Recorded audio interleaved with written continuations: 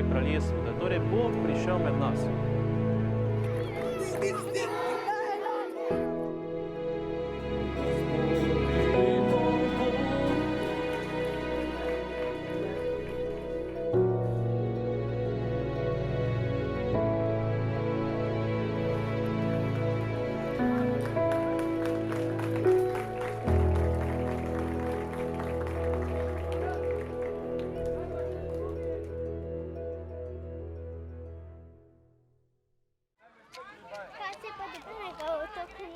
Ko sem kot duhovnik, redovnik, minorit razmišljal, kaj bi lahko dal tem mladim, da bi jih spodbudil, navdušil za Jezusa, sem v svojem delu opazil, da je najbolj potrebno, kar jim lahko dam, prijaznost, lepa beseda, dobrota, moj dober zgled.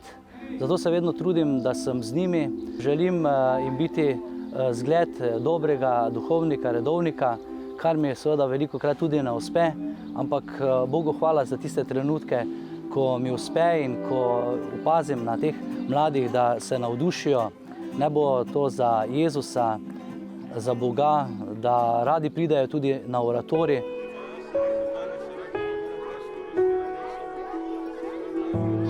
V tem razdrobljenem svetu mladi predvsem iščejo en mir, eno srečo, eno zadovoljstvo. In to želim tudi mladim dati, kot duhovnik, kot redovnik.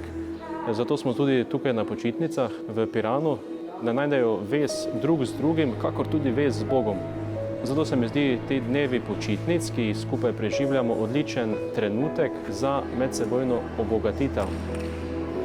Da lahko drug drugemu damo to, kar preprosto imamo. Jaz kot redovnik jim lahko dam svoje življenje, jim podarim svoj čas, kakor potem tudi posredujem Boga preko molitve, preko zakramentov, preko pogovorov, preko tega, da se preprosto naučijo tudi poslušati in prisluhniti drug drugemu.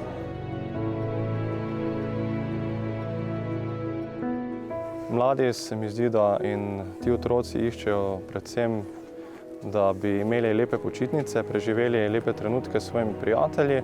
Poskušajmo jim približati Boga na prijeten način, predvsem z vidika skupnosti, kar je tudi naša osnovna karizma bratov minoritov, ki živimo v skupnosti, da skupaj tudi zmolimo zjutranjo molitev, večerno molitev, obhajamo sveto mašo in potem se učimo čist praktičnih vsakdanjih stvari, da pospravimo za sabo, da pripravimo za kosilo, pomijemo za sabo in tudi veliko časa preživimo v naravi, tako da tudi smo s svetim Frančiškom Asiškim, ki je v naravi dejansko odkrival stvarnika, tistega, ki je vse to ustvaril in nam podaril naravo kot en res prečudoviti dar.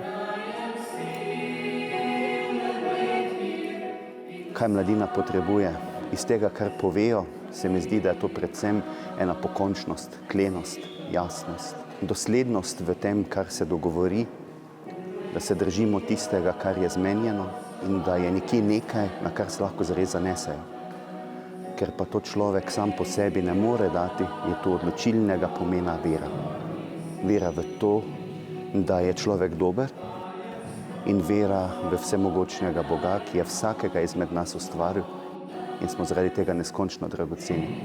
In to dragocenost videti vsakem izmed njih odgovori na vprašanje, kaj res potrebujejo.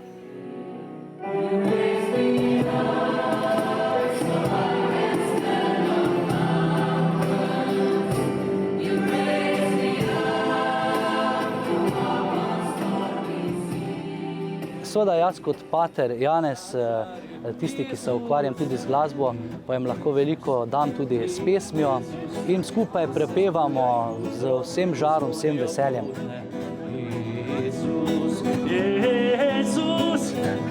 Kot naša skupnost tukaj pri Trojici jim lahko damo predvsem ta vidik življenja v skupnosti. Če že hočemo živeti skupaj, se moramo skupaj pogovarjati, usklajevati stvari, načrtovati in potem si tudi deliti stvari.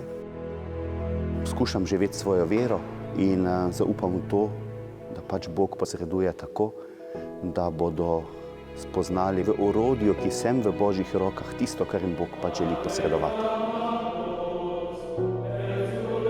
Oni meni dajo več kot jaz njim. Oni me obogatijo z svojo mladostjo, s svojim žarom, z svojim veseljem.